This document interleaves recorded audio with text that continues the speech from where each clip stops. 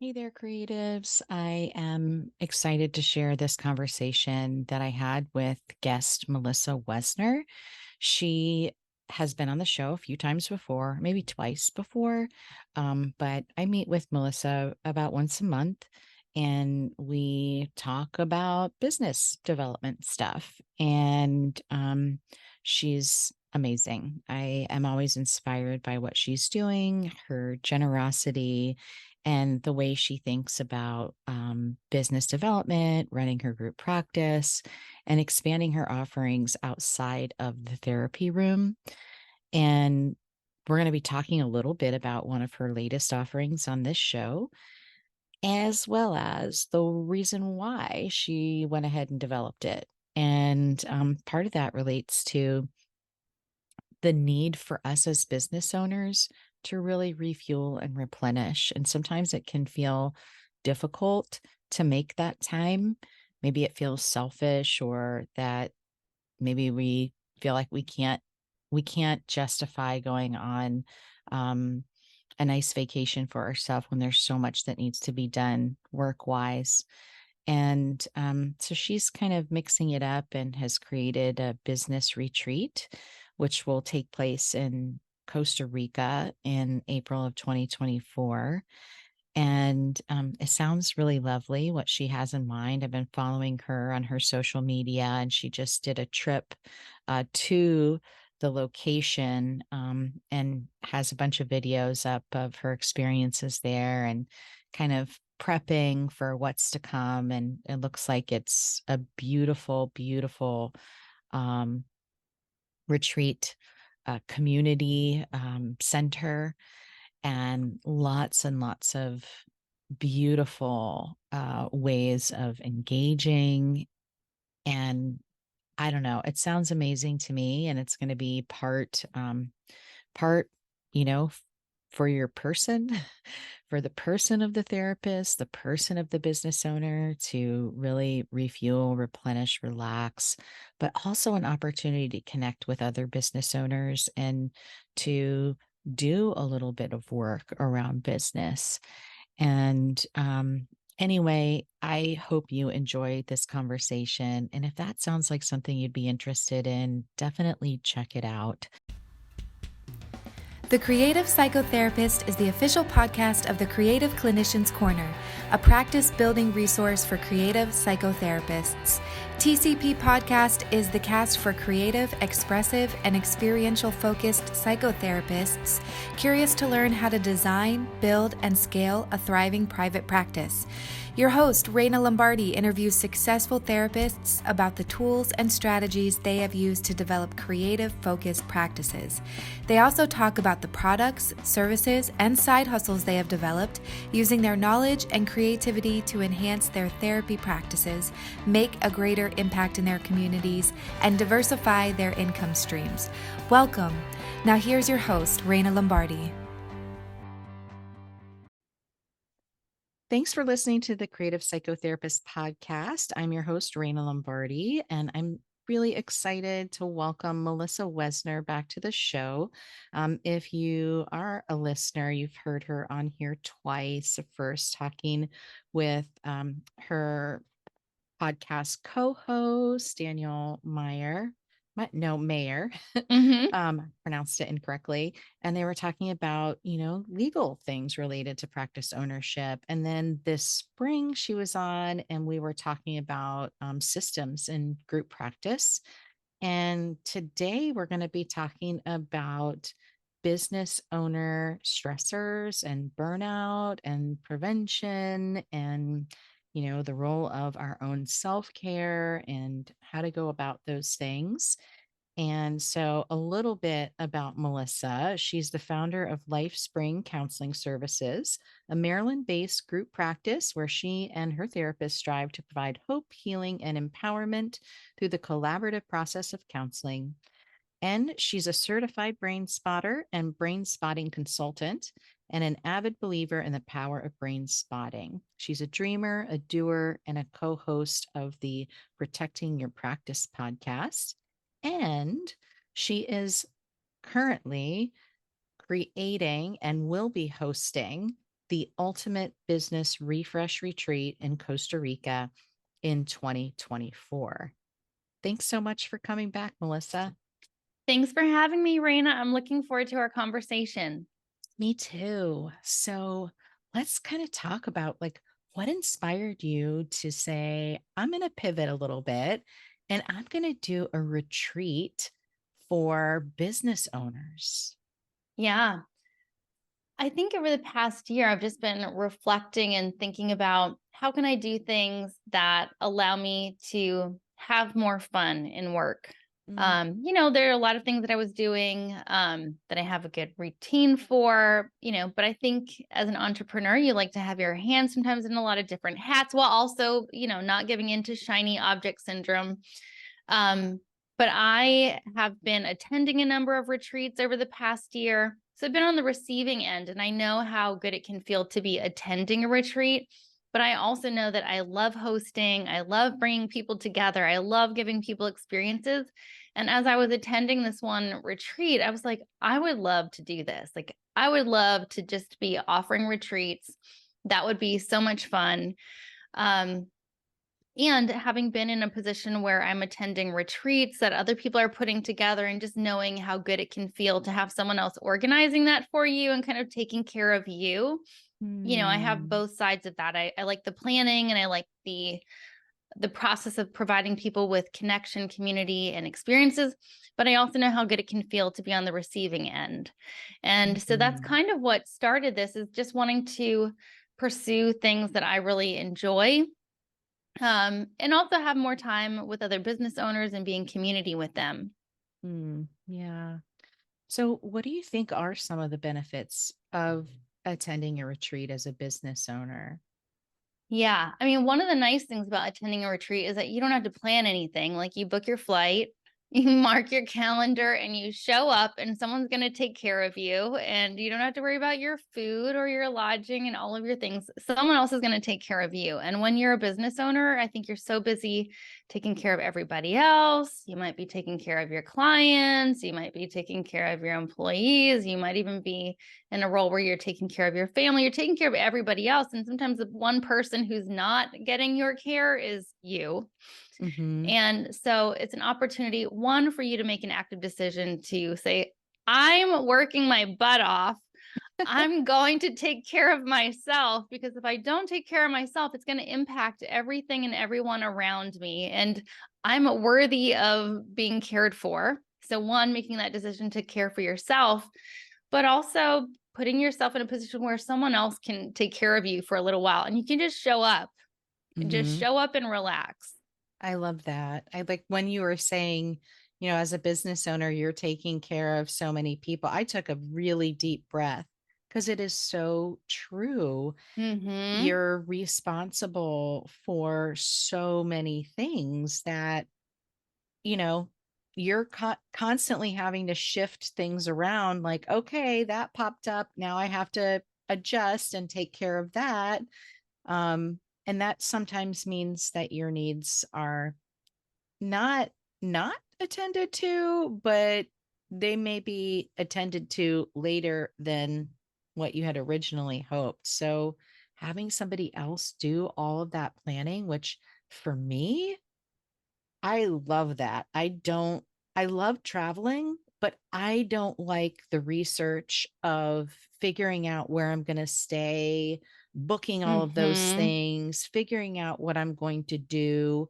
I love when somebody else does that for me and I just show up and just naturally go to all of these places wherever it is. I have a really good friend who loves the research and travel part. And so I'm always like, hey, are you going anywhere? Want to Yeah. tag along?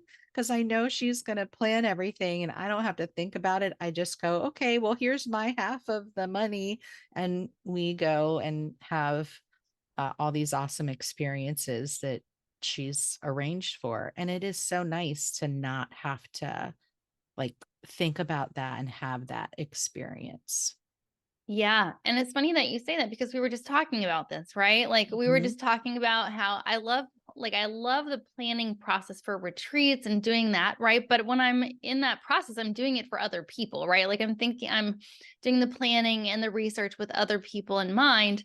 I'm going to Costa Rica next week to scope out the place where we're going. And I decided to extend my stay, but I don't even have my own lodging for after my time at the retreat center, right? And right now, for me to look at my own lodging for myself does feel like a little bit of work. But it doesn't feel like that when I'm planning a retreat for other people, right? So, kind of this idea about the things that we do for other people Mhm. in our roles that we might not be doing for ourselves, or that might not feel the same way when we're doing it for ourselves. Yeah, that's so true. That's so interesting too, right? Like the joy that you get from doing it for everybody else, but then when it's time to do it for you, you're like, "Oh, that feels like too much." Yeah. And I saw this coach recently who posted on social media, and I don't remember her exact language, but she said something like being a business owner is accepting like this non-reciprocal relationship with maybe people who work with you or something like that, right? Like you're giving, right? But it's our job to take care of the people who work at our office. It's our job to take care of our clients. It's not their job to necessarily worry about us or take care of us, right? And Mhm. so if we're not taking care of ourselves, if we're not doing that for ourselves, who else is going to do that for us? Yeah, yeah. No, it's so true. Recently, um, the state of Florida, our boards are always updating their legal Mhm. codes and stuff, and they updated the responsibilities for supervisors. So if you're Mm. supervising, somebody to get their license, part of your responsibility is to be monitoring your supervisee's self-care. That's in the Mm. law. That I was Yeah. so surprised that they added that. They added some other stuff about self of therapists too. I thought, wow, that's awesome that they've added that there's enough recognition that they're saying, no, we have to be doing a better job of this because of, I think, the attrition in our field. A lot of people give up. They don't go all the way through and decide, I'm going to leave. I'm going to do something else. This is really hard. And part of it is that making that time to care for oneself. Yeah. And that's so interesting that they made it part of the law to be monitoring that, right? I mean, we see it in our codes of ethics and stuff like that. And really, in some ways, it's almost like taking self-care is almost part of our job description. Hmm. Um, I don't know that it ever gets integrated into like our actual weekly duties, right? In terms of our job, but it is almost something that is said like, this is your job in this role. It's your job to do this. Hmm. Yeah. So, what are you seeing in terms of how people are impacted as business owners when maybe they're not doing such a good job taking care of themselves, or they're getting overwhelmed and like not setting aside that slowdown time? I know for me, setting aside slowdown time periodically is really important, even if I'm not doing much. Um, but just whatever I'm doing is fine, Hmm. like that. I need to have that break, that space from the Yeah. work. And I think that space is part of it, right? Like, again, in the mental health space, we're always talking with people about like what self care is. And that self care isn't always really fancy. It doesn't mean you have to go get your nails or your hair done or a bubble bath. It might not look like that, but sometimes it is just making sure that you have some free time on your calendar, Hmm. some free time for your mind to decompress, because especially if you're in a creative role and you need to generate ideas, you can't be creative if all of your creative juices have been depleted, if there's Hmm. no time to be imaginative, if there's no space to dream, if there's no space for your brain to just be free to roam. Mm. And so I think that that's sometimes we're not feeling inspired because we don't have that time. We're kind of feeling like I don't have any ideas that's a thing I think that can happen. But I think a lot of what I'm seeing, at least in counseling spaces or in our field, is a lot of people talking about being burned out, feeling burned out.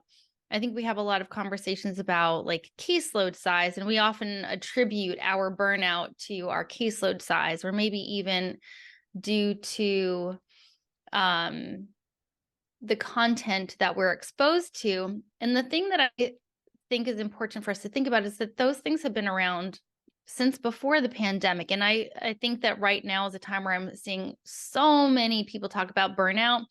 And I wasn't seeing so many people talking about this before the pandemic, but we've always been exposed to difficult content. We've always, had certain metrics maybe to meet with a caseload. That's not new. But I think all of the reports about burnout are new. And so that raises some questions about what is going on. And I wonder, how has the pandemic impacted us? Is there Mhm. an impact from the pandemic that we're not yet aware of, or we're not aware of how much it's impacted us?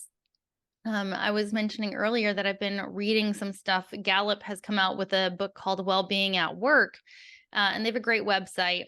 And they have been sharing some of the research that they've been finding.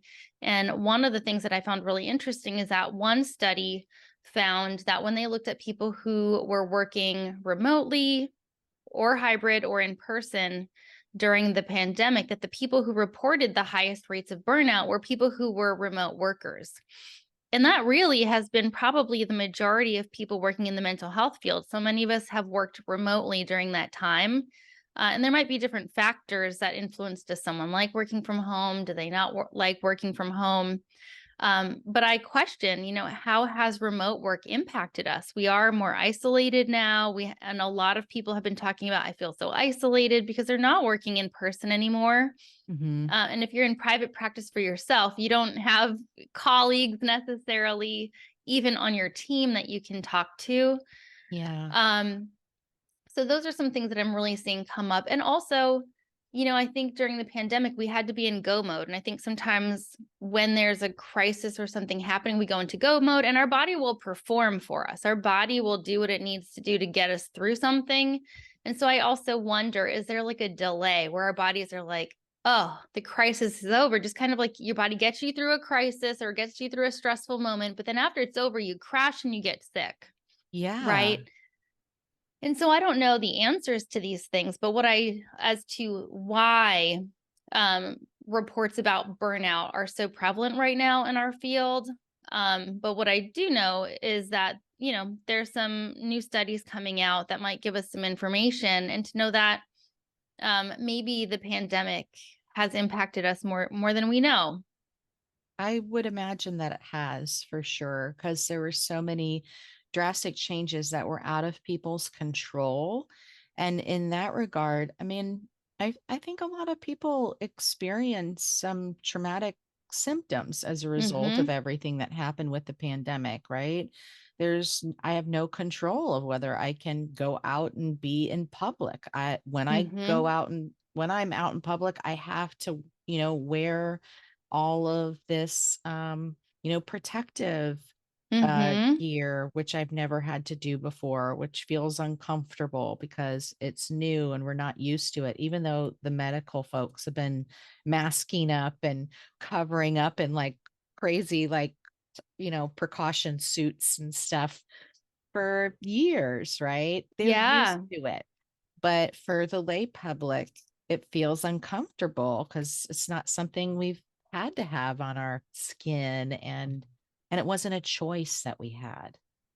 Yeah, working remotely might not have been a choice, right? Maybe Yeah. I'm not someone who would have chosen telehealth. Maybe I'm not someone who identifies as being good with technology. And during the pandemic, this was an experience where we were processing these things with our clients while simultaneously going through them for ourselves, navigating children being at home and helping them with their schoolwork and navigating technology, work-life boundary in terms of your actual physical space. Um, Mhm. so many things that were there, and many of us are still working remotely, not working in person, right? Mhm. So in some ways, the pandemic has completely changed the landscape of how we do our work. And so now it's about, if I'm feeling isolated, well, how do I find community and connection? That book that I had mentioned also talks about the benefits of in-person gatherings, whether Mhm. it's planning them for your employees or new employees who are coming on board, and how that builds trust. But also, if we've still been working remotely from the pandemic, what are we doing to be intentional about having in-person time with people? Whether they're our colleagues, whether they are friends and family, how are we making sure that we are getting that in-person time for our mental health as well? Yeah, that's so true. I feel really fortunate in that, like, even though I do a lot of telehealth, I've consistently been in person throughout the pandemic. Um, because part of what I do is I have a contract at the local mental health hospital and I go in and deliver services in the crisis unit there. And so I've been doing groups at different facilities the entire time, with precautions. But Mm-hmm. so I never fully was only operating in my home. And I think that was really important for my own sanity, Mm-hmm. because just 1 week of doing all telehealth from home, I was like, this is so tiring. I don't understand why I'm so tired. I'm seeing less people than I normally would in a day when I would Mm-hmm. be in person, but I feel twice as fatigued. Mm-hmm. And I think it just, again, like accommodating to be present through the screen, which is a Yeah. different skill set. Yeah. And I'm going to be curious how this continues to play out, because one of the things that I've been seeing, from some of the information on the Gallup website and also just online, like on LinkedIn, as people are like sharing information there, is talk about how so many people are now wanting remote positions. Now, lots of people in the workforce want remote positions, and that some companies are reducing during the time that people want to work remotely. Some companies are reducing their remote options, and maybe it's more hybrid, or maybe some companies are going back to requiring in person. Um, but I'll just be curious to see how that goes. I think there may be a perception Mhm. that remote work is really great, and I would love to work remotely. But I think that there's a percentage of those individuals who will find out that maybe once I embody the reality of being remote, that maybe it won't be as exciting as I think it is, right? In terms of my energy, or in terms of that work life distinction. Mhm. Yeah, I think it really is dependent on the individual and their Mm-hmm. style. I know one of the therapists that works with me, she also works for another company full time, which is all totally telehealth. It's a total telehealth provider. Mm-hmm. And during the pandemic, she invested in her own VPN and did a bunch of things to be technologically sound. And she and her husband traveled. So we have like two spring training stadiums here.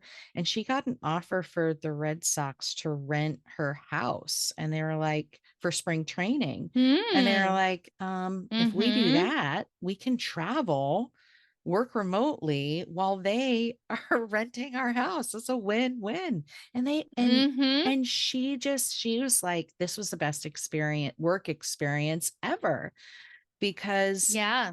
she was still able to do what she did with clients, but then have this really meaningful experience with her husband. And I was like, Yeah. that's awesome. I'm so glad that that worked out for you, in the way that it Mm-hmm. did, right? Where other folks, it might be a completely different Yeah. scenario where it's like, okay, there's kids at home and it's challenging to work and have family and not have the disruptions, and it's just hard.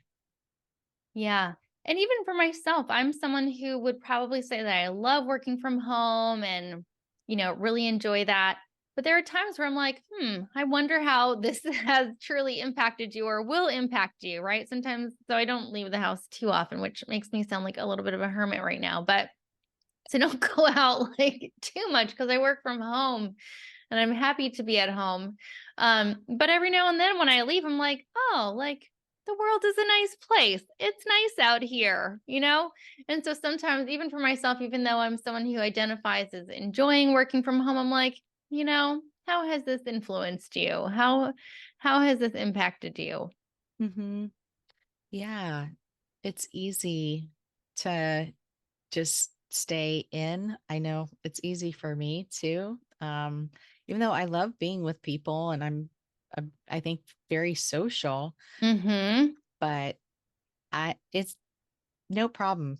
I'll stay at home and find things to do. Yeah. Uh, and go, oh wow, I haven't left the house in 4 days. So how'd that happen? Yeah. And so, at least locally, one of the things that I have done based on one, the fact that I love hosting and just hearing people say, I want connection, right? And, you go Mm, to a networking event and like you meet someone, you have your little spiel. Hi, I'm Melissa. I work here. This is what I do, da da da. And you do the like business card swap.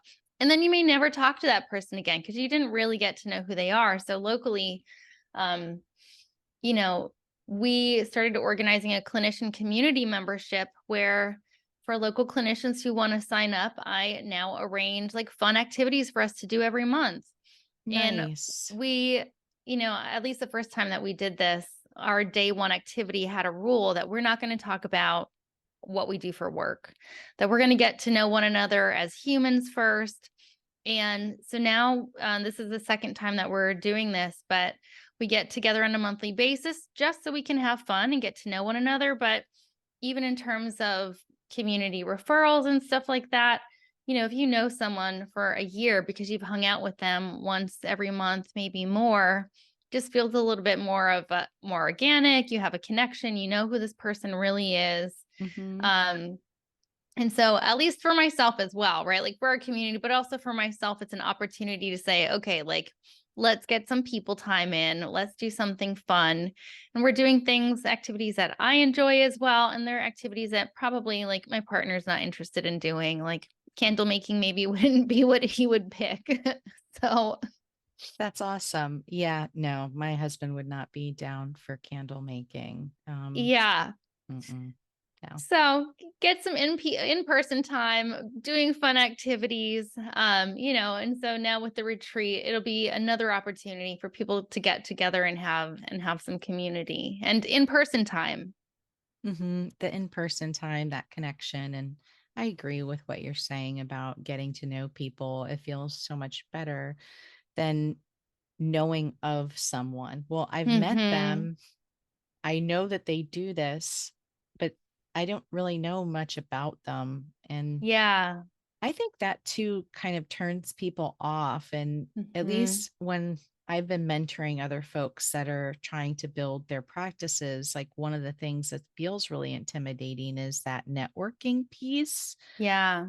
But I think it's like that's how we look at it. Like I'm going to go to some kind of like mixer and Mm-hmm. who's going to get the most cards, but you never Mm-hmm. really form a connection. I'm like, if I'm in Right. a big crowd, I'm going to migrate to like one or two people and talk with them for a long time. I feel like Yeah. it's so much energy to manage the whole crowd. But a small, intimate group like that, where there's, 10, 12 people and you're all doing some kind of fun activity together, it kind of, I feel like takes maybe some of the anxiety out of the picture of networking too. Yeah. Yeah. And just a chance to have some fun, get to know someone's actual personality, right? If you know someone's personality, you have a sense of how they're going to show up in the room with a client and to be able to say, like, I think you'd really get along with this person, right? Like they're really funny. They have a Hmm. great sense of humor. I just think that the two of you would really connect. And so it just adds a different dimension, I think. I love that. So, what are some of the things that you're going to be bringing to the retreat experience for business owners to kind of help them uh, be more effective in Mm-hmm. running their business and also manage the stress so that they aren't finding themselves burning out. Yeah. There's so many things going through my mind right now. Um, So a few things. So this retreat is going to be open to small business owners in all industries. And someone recently asked me, well, what made you decide to open it up to all small business owners? And one of the reasons for that is that I've been spending a lot of time over the past 2 years in circles like coaching or just educational programs for small business owners in different industries.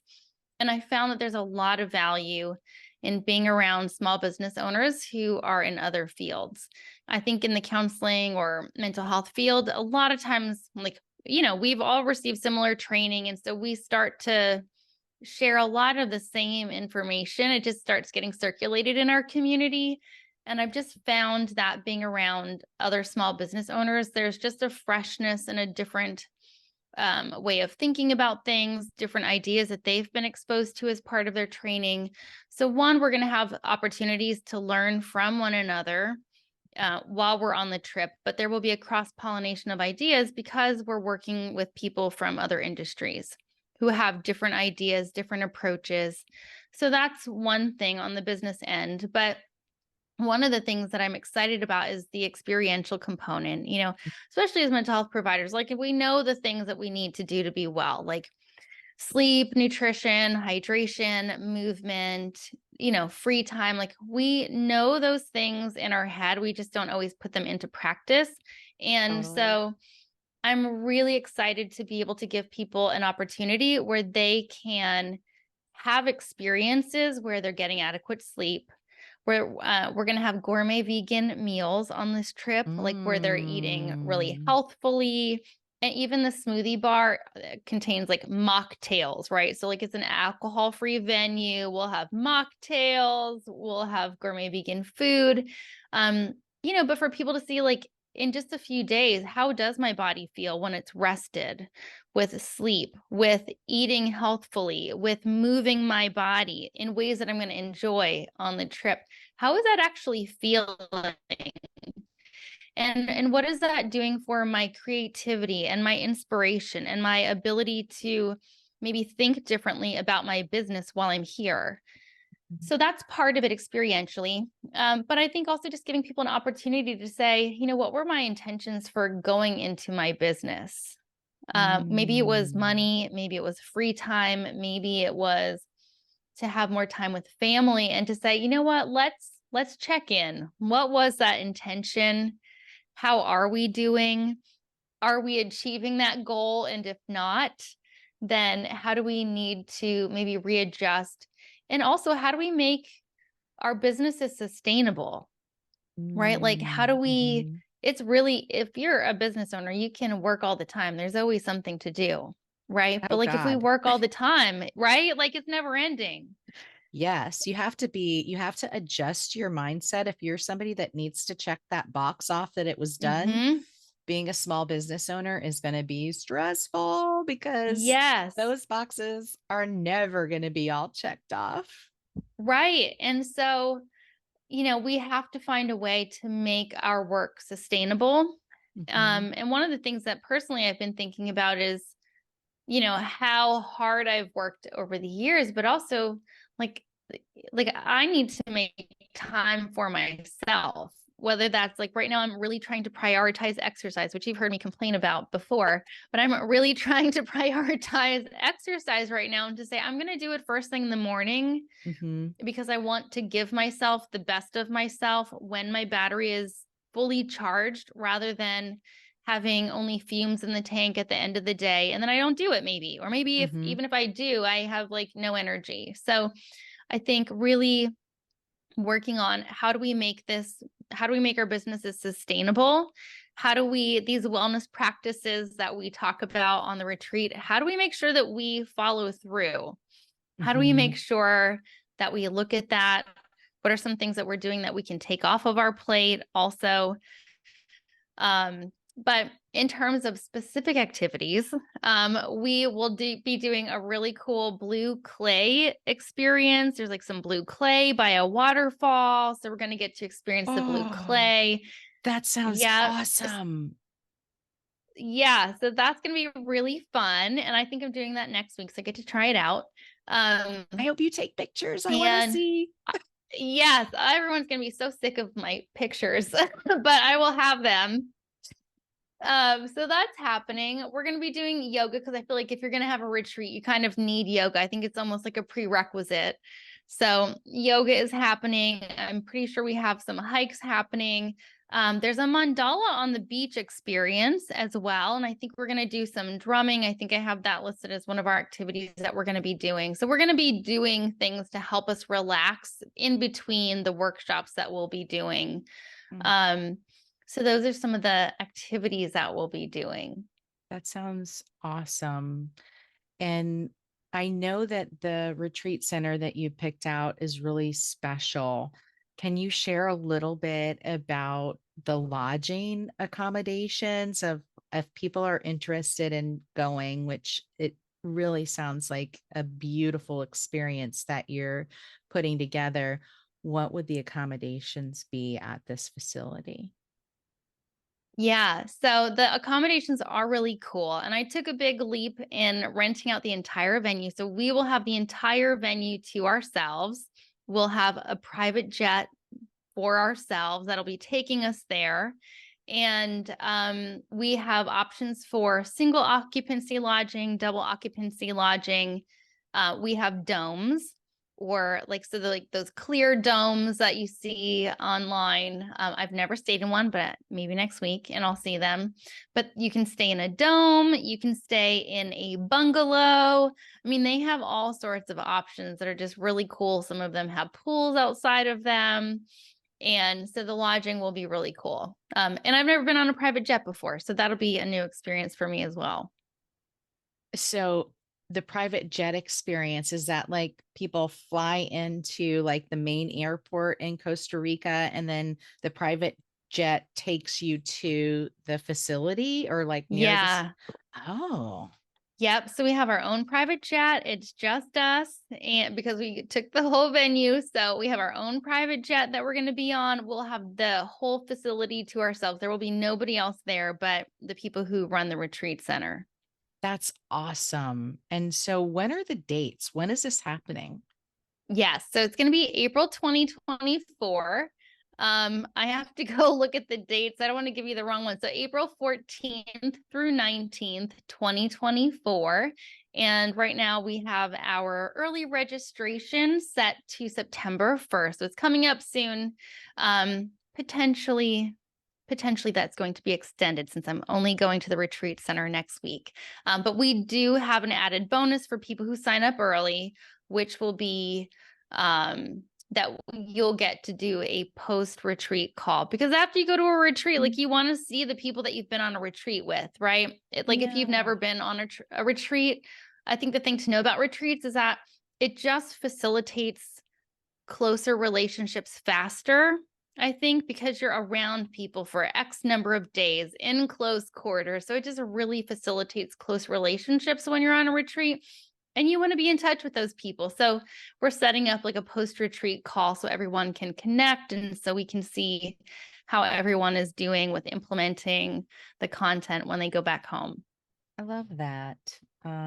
Yeah, that sounds really important and something that maybe doesn't happen, right? You're like, okay, now what? Now what? Now how am I gonna stay connected with these people that I just really had this amazing experience with? Yeah. Yeah.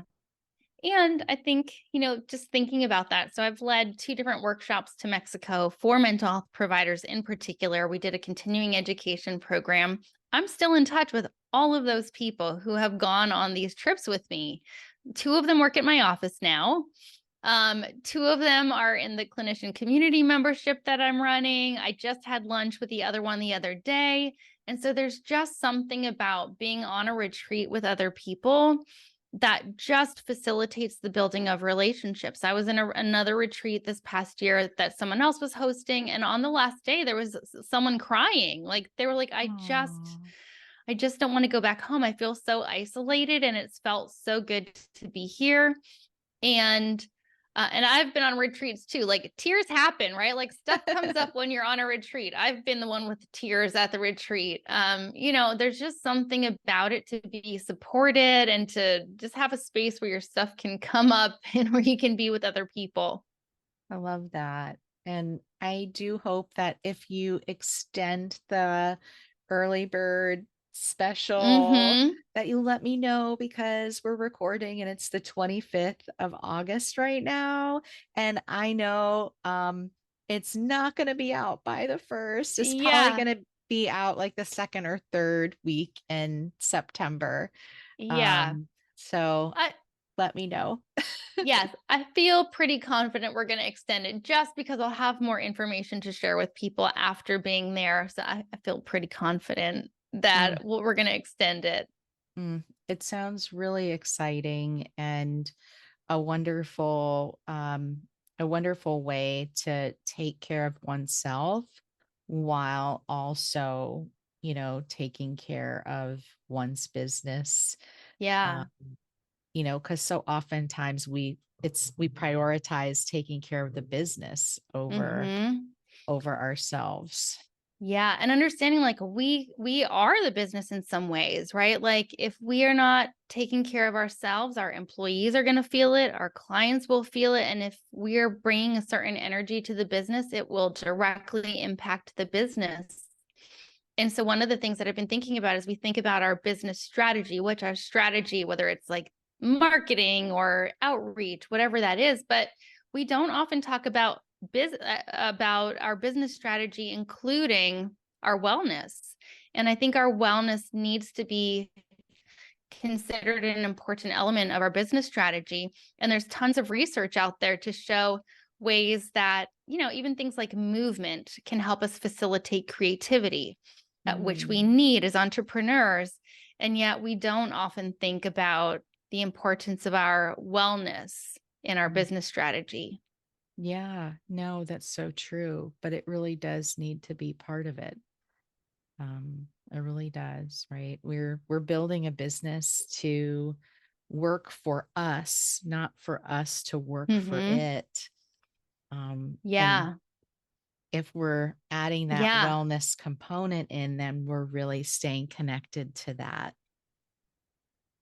Yeah, which again, I think is a thing that can come up for people even as they're deciding, do I sign up for this retreat? Do I not? Right? And am I working for my business, or is my business working for me? How many business owners are like, I can't take a step back. I can't get away for a weekend. I can't get away for a week. I can't do that.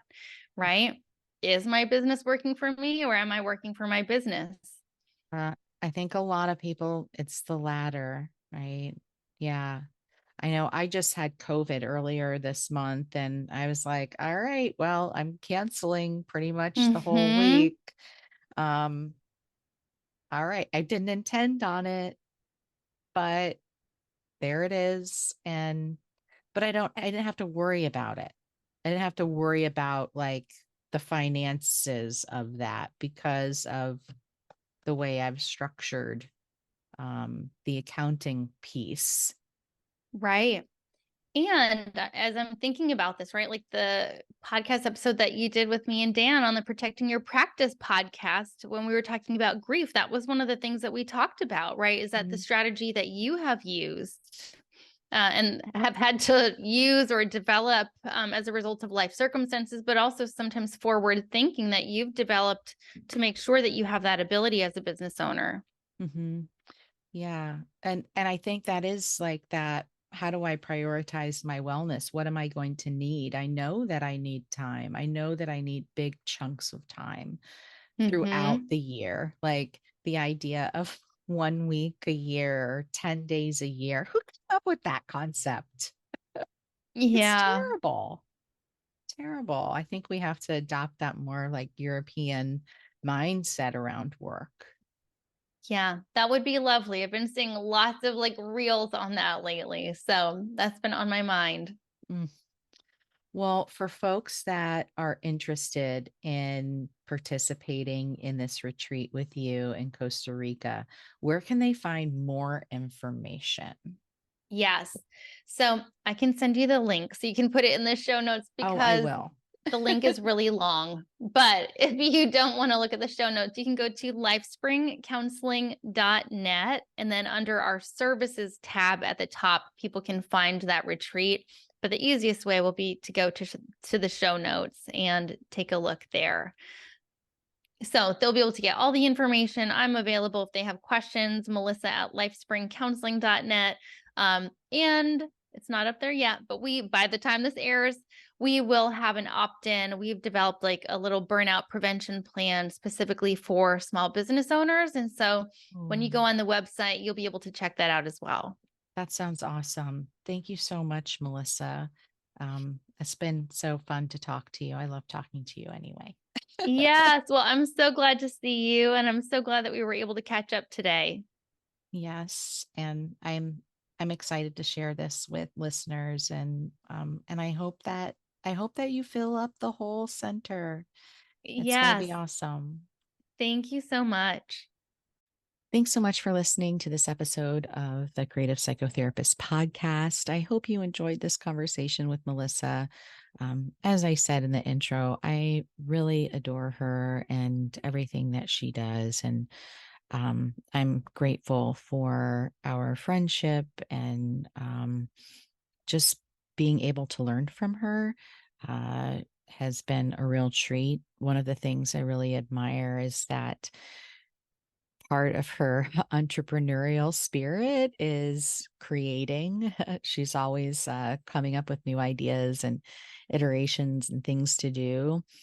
But at the same time, she's also willing to let go and cut cords of creations that she's developed that she doesn't feel connected to anymore. And if you're interested in learning about business development from other accomplished entrepreneurs, some which may be therapists and some which may not, you might want to give this retreat a look into.